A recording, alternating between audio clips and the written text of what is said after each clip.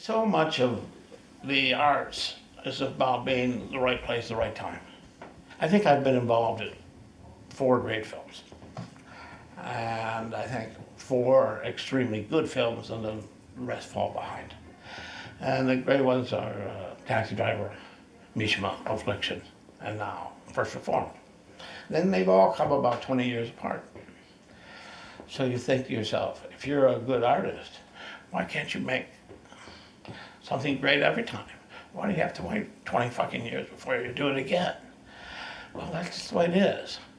And sometimes you wait 20 years and you don't ever do it again. If it's a matter of kind of luck and preparation and serendipity. You know, I would argue that American Gigolo is as great as it gets. I mean, what's interested me as a director is to keep trying to do things I haven't done before. Could I make a horror film? Could I make a working class movie? How do you make a gangster film in 2015? Could I do a DIY movie?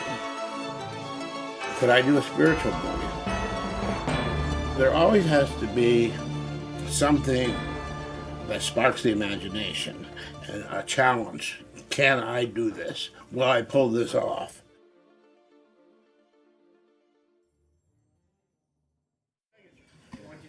And Ethan is a damaged guy who is sort of on a sort of Diary of a Country Priest trajectory. You know, there's a bit of Country Priest in this, a bit of Winter Light is sort of premise, and then Ordat, and then some of Ida in here as well. Like, do you know Winter Light? Uh-huh.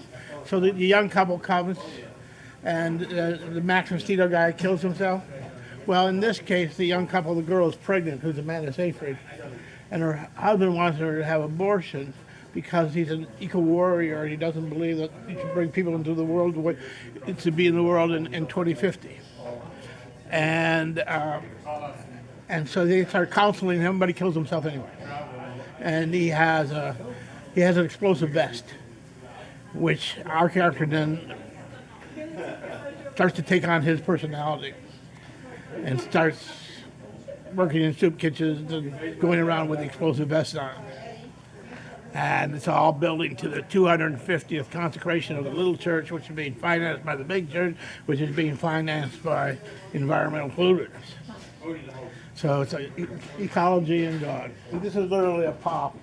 We'll be in and out of here in a flash. Ethan is sitting at the sushi bar. Start with an insert of the miso. Then we're going to cheat him over there, shoot across him, and he's going to look back. And we're going to, and Balk and some businessmen will be in that booth. And we'll throw focus back to that. And those are the only shots we need here. Part of the slow cinema experience is committing yourself to the experience.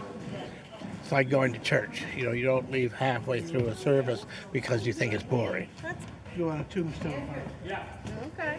You went, you made a commitment, and you're going to have to stay till it's over. So that when people watch at home, they don't have quite that sense of commitment that they do in a theater and have made an effort to go to the theater. So it is harder to hold them. Certain of these slow films really are designed for museums. You know, they're installation pieces, you know. Such a tricky balance of how to, keep a viewer coming at you while you're pushing them away. We're going to spend a lot of time in this room. This is Toller's sort of monastic cell. That's the desk he writes his journal on. The bed is here. Mirror is there, and some shelves with a little bit of a closet there. But basically, it's just barrels.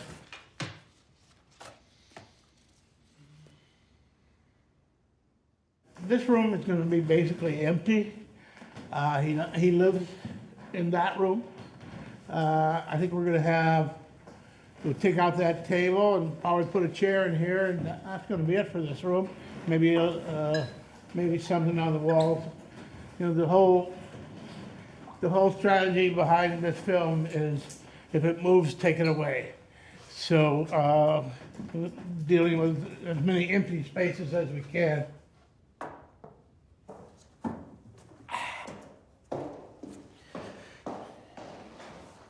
What set this all in motion is 2 years ago I had dinner with Pavel Pavlovsky, who did Ida. And I was talking to him, and I had written a lot in the past about spiritual cinema, transcendental cinema. And I left that dinner with him and I said, it's time. You know, I never tried to work in this field before. I said, you know, you're going to be 70 and it's time you make a film like this. So I wrote one. And then now I'm making it. It's a good film to make for your last film. Is that what this is? Well, I mean, obviously, when you get to a certain age, you're always thinking that. Yeah. You know, if this was it, is this a good place to stop? Yeah. It's like that quote from Ride the High Country. Joe McCrea says to Scott, and he says, "What do you want?" His character's name is Steve Judd. "What do you want, Steve?" Steve says, "All I want is to enter my house justified." And so that's sort of what First Reformed. You know, I pitched that I can enter my house justified. I want to walk in standing upright and proud of myself. I don't want to sneak in covered with grime.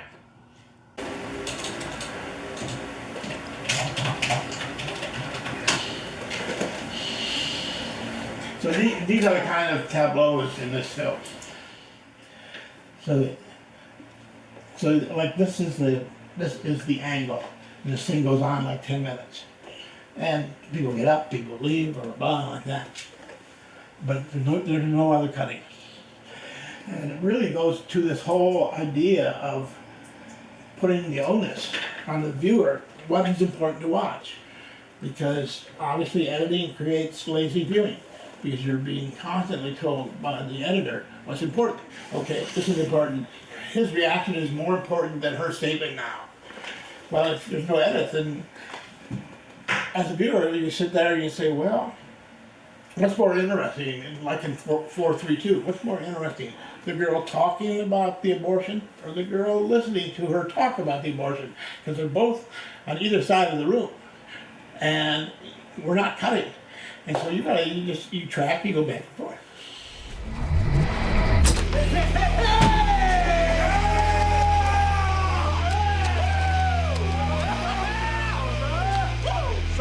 So I asked for 10,000, we settled at 9. I spent 300 some goodies for us, and I got you a little extra. Yeah! Doggy Dog before this, our mantra was never be boring. And the whole film was based and paced never to have a dull moment. And this film is the opposite because it's boredom as an aesthetic tool and how to use boredom the same way you use action. The pace is going to be so slow and people are going to walk slow. You know, if somebody enters frame right, you know that you're not going to cut until they exit frame left. And they're not going to walk fast. Because people don't go to movies to be bored. You know, so it's a very delicate little dance. You know, how do you distance a viewer? How do you push the viewer away in a way that makes them lean in? Just the fact that it's a different format unsettles the viewer. You get different freedoms.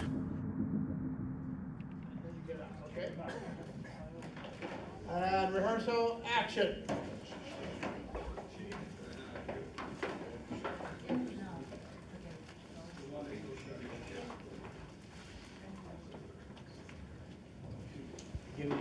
We shoot the single, which I don't know about that crazy about, but then we'll shoot they'll fix this up and we'll shoot it on Tuesday.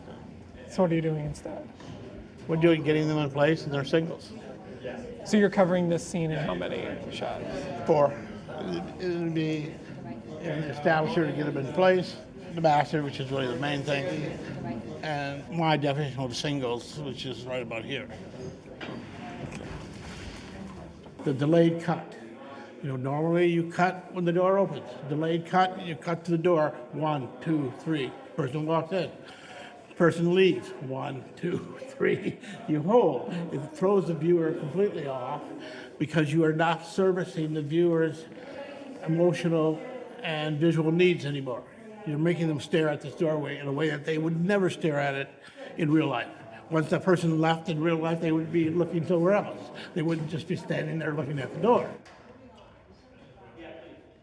So you have to withhold and then give, make a rule, break a rule, you know, sort of, and keep them interested with the belief that it's going to pay off.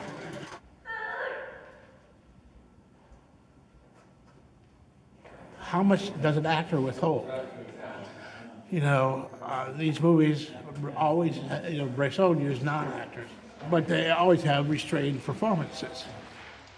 Je ne pouvais plus prier.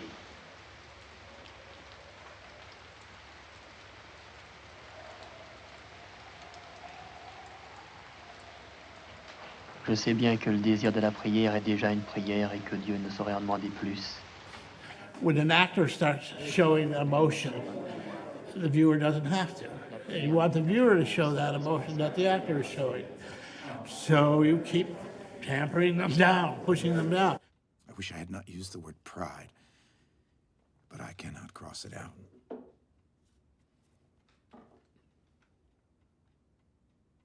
If only I could pray. You know, this film is full of self-references as well.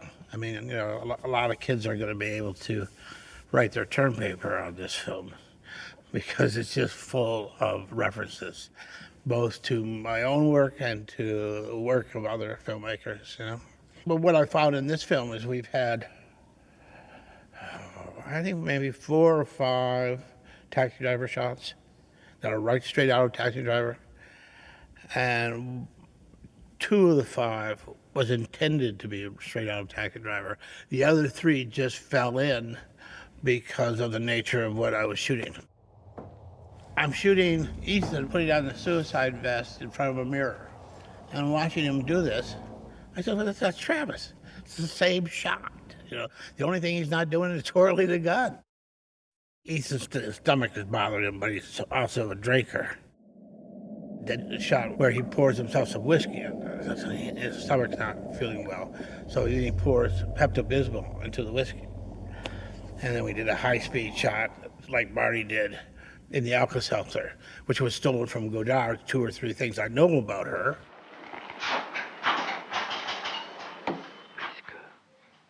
Puisque je ne peux pas m'arracher à l'objectivité qui m'écrase, ni à la subjectivité qui m'exile, puisqu'il ne m'est pas permis ni de m'élever jusqu'à l'être, ni de tomber dans le néant. Il faut que j'écoute, il faut que je regarde autour de moi plus que jamais. Le monde, mon semblable, mon frère. You do incorporate other people's work because you know it works.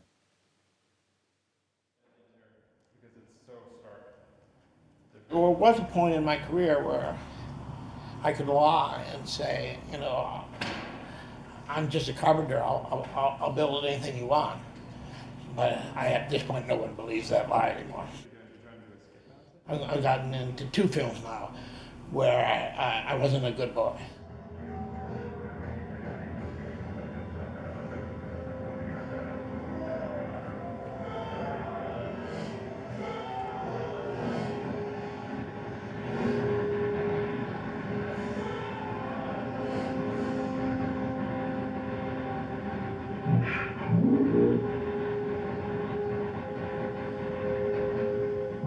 So I've been here editing First Reformed, and we're sort of done with that.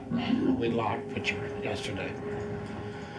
But we're also editing a second film, which I'm calling Dark. That's incredible. That's great. I didn't realize what technique I should have been using until I worked with Ben here on Dog Eat Dog. And we started to do some stuff on Doggy Dog. And I said, you know, that's what I should have been doing on Dying in the Light. So when First Reform came along, which is the opposite film, you know, a very quiet film, not heavily involved in gonzo editing, I said to Ben, I said, you'll edit First Reformed, but on the side, we'll redo Dying in the Light. We'll call it Dark, a new film. And we'll be editing 2 contraposed movies simultaneously, you know, doing an alt-right film and an alt-left film at the same time. And I just always trying to do something new and trying to keep awake. And I never thought I'd make a spiritual film. Now I made one. I never thought I'd make an experimental film, but now all of a sudden that's where this film should have gone. That's why I just came to realize that this film here is the film I should have been making. Wonderful. Do you think it made any difference? What is that? No! 5 years ago, I directed a film with Nick Cage and Anton Yelchin called Dying in the Light. I'd gotten involved with people who basically don't make movies and don't like movies, and were working on an economic formula.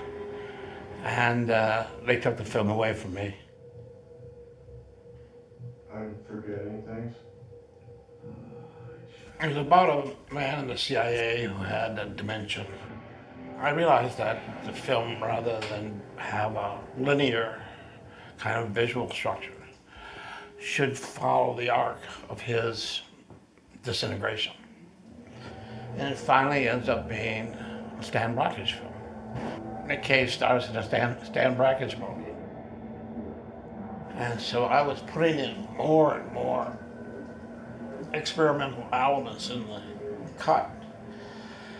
But I still didn't have it. And I kept saying, you know, we gotta go further, gotta go further. And I think that's why they took it away from me, because they wanted to go the other direction. Everything up here, rotting. Bit by bit, it slips away. You've known this. I suspected. About a year ago, something in my head just fell. By the time you start showing symptoms, the atrophy's done its damage. You know, I want to know something. Were they asking about me? Not to me directly, but yeah. You're angry. Not at them. Well, actually, maybe at them, but this whole damn thing. Why me? Why the fuck me? I didn't do anything wrong. Wasn't like I was butt-fucking chimpanzee asshole in the Congo and I invented AIDS. You still... Last year, I went to the producers and offered to re-edit it, score it, mix it, all at my own expense, and give them whatever profits accrued. They turned me down. So I'm re-editing it without permission, meaning I don't have access to the original materials. I don't have access to the high-res dailies. I don't have access to unmixed footage. All I have is 3 or 4 CDs of the various cuts I was working on, which meant that I had to go more experimental, because all I had was essentially degraded materials. There is a problem with the toilet. Boy. But if I had the original materials, I think I would have been tempted to make a higher quality film than we are now making. We're now making a film essentially for a phone. You know, when this kind of imagery goes up on screen, it's really, you know, it's going to look like crap. But fortunately, the story is being told through the mind of someone whose life is starting to look like crap. What part of this, what are you doing now with this obvious additional documentary that you're... But this year? Are you pulling images from this? Yeah, we're just pulling images from this documentary about the CIA and to meld them into that collage of what happens when an entire lifetime gets scrambled in front of your eyes. And now you're probably going to ask, why would I do this since I have no rights to it and it can never be shown? What I'm doing is not illegal. You know, you could make a mashup of one of my films, and I could make a mashup of Stanley Kubrick's film. That's not illegal. Soderbergh made a hour-long version of Heaven's Gate. So this is just something that I can do. But then on the other hand, I have archives. So I can send this to my archive. And then anyone who has a reason to see it can write the archive and see it. And I will have effectively made the hardest film to see ever. Also, you have the added things that even though this isn't being made for an audience, you know, young people are now visually rewired enough to actually watch something like this and follow it. Just because of the way that they've grown up with images Yeah. every corner of their lives. Yeah, and at such a fast pace and overlapping images, you know, texting while you're watching picture in picture. Was losing control of this movie incredibly emotionally frustrating, or is it just like... It changed my life. I've been so creative ever since. I mean, these people tried to kill me. I fell into alcoholism, depression. I thought, you know, and I thought that was it. And then, like I said to Nick Cage, you know, we gotta work together again. We have to take this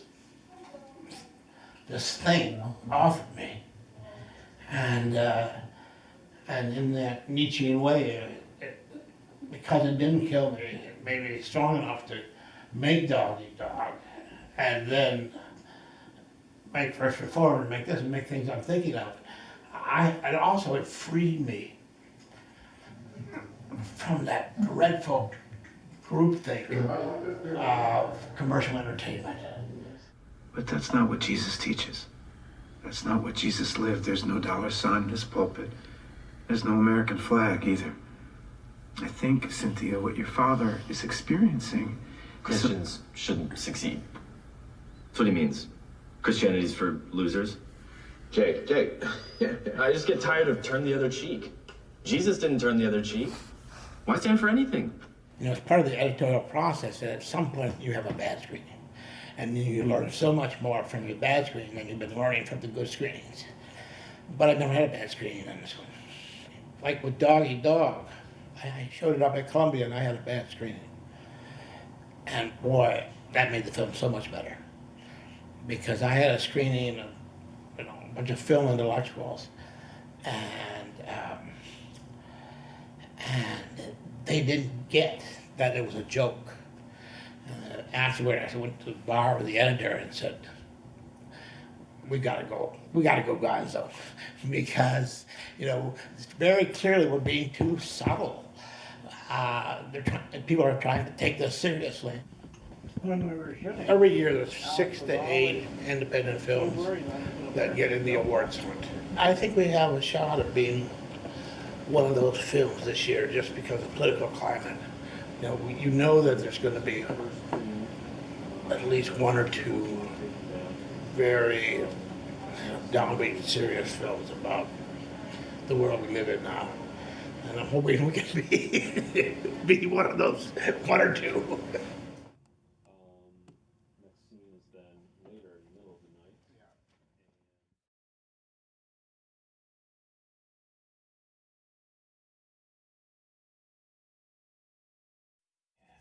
This is an old dog. He's way past his due date. How old is he? He's about 11, 12, and the due is about 9 years for this dog. So we're just waiting for him to not get up one morning. We have you over the span of 2 years basically pointing at the outfield and calling your shot. Was there anything about the last 2 years of First Reform that was a surprise? The first time I screened it for a handful of friends, I said, no, this is a slow movie. This movie takes its time. Don't pressure it. Just let it be, okay? And then I screened it, and afterward, it was 10 minutes longer than it is now. And someone said to me, that's not a slow movie. And I thought it was a slow movie. And now I've seen it with audiences around the world. And no one says that's a slow movie. So that surprised me. And that was the Travis Bickle effect, which is you have a slow style and a slow subject matter, but the throbbing intensity of an obsessive at the center who is narrating this film just keeps driving it. First Reformed would still be a good film, even if people didn't like it. You can never predict the degree to which, people will come around.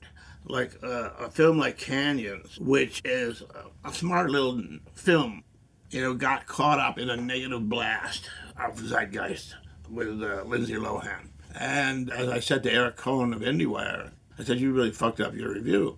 He said, well, how did I do that? I said, you made a mistake that reviewers often make. You reviewed the phenomenon. You didn't review the film. And that's one of the dangers when you get into this, that you can make a film that gets reviewed for all the wrong reasons. And then, lo and behold, 10 years later, people say, oh, we never gave that film a fair shake.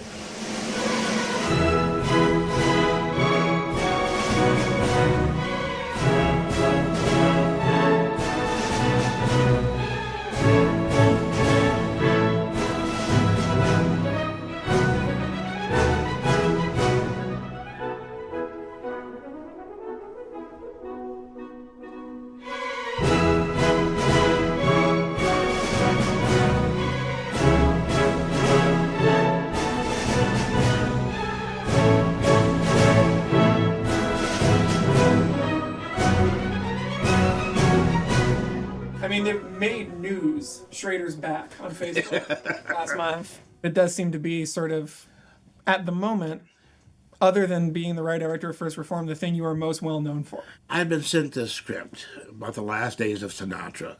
It's a terrific script. Sinatra's fights with Martin and Sammy Davis and his son, the last days. And the script said Kevin Spacey all over it.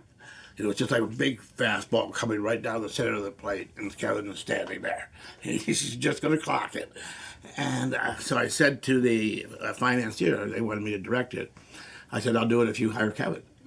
And they said, we can't do that. And so I posted that on Facebook, and then A24 called me within 15 minutes and said, get off Facebook today. And then said, no, don't get off Facebook today. Get off Facebook now. Or we're not going to be pushing your film. There's just too many things that can go wrong when you're on social media. A24 said, we can't be supporting your film when we don't have control over some erratic thing you may say at 2 o'clock in the morning while you're drinking. So get off. Is that mostly when you're on Facebook? No, but because what had happened right after I posted that thing about Kevin, someone else picked it up and said, director wants to work with pedophile. My theory, when you were posting about Taylor Swift, was that you were potentially trying to cast her in something. Is that correct? No. I was just kind of mesmerized by the well-oiled machinery of her life. How you never hear anything bad. Every picture is great. Everything works like a machine. And you're talking about a corporation, probably 500, 600 employees in the Swift Nation. How do they keep that machine running so efficiently without ever having an embarrassing moment? First Reform was often, you were saying, if this is my last film, now here we are. Well, that was almost 2 years ago. And it could very well, have been or still be my last film. And I'm very, happy with it being my last film. But that's over now, and I want to get back to work. And I had written a script, about 20 years ago for Arnold Schwarzenegger. And it was a remake of a Bud Bedecker Western, 7 Men from Now. In those films, there's always the stand-up guy, the sheriff, Randolph Scott. And then there's some weaselly, smarmy antagonist who's always testing his morals. No movie is a deconstructed thing. You know, as I said to somebody, it's like you took a B-Western from the 50s and asked Terry Malick and David Lynch to take a shit on it. You know, what would you have? You know, I mean, I remember when Marty was in Taiwan for Silence, and he was talking to me, you know, because he had to shoot in nature out there, and how he had to have somebody with him when he went up and down hills because it would be too risky for him just to walk on his own, you know. You know, you get to that point. You know, William Wyler said, you know, once the wheels go, you got to quit. And so, you know, at some point, it gets too hard to get around. I feel like I've done what I came to do. You know, Ben Skill has this song, you know, go rest high on that mountain. Son, your work on earth is done. So, you know, who knows, there may be a few, you know, desserts, you know, or some fun yet to be had. But I don't have that feeling that I haven't finished my work. Go rest high on that mountain. The sun, your work on earth is done. Go to heaven shouting, love for the Father and the Son.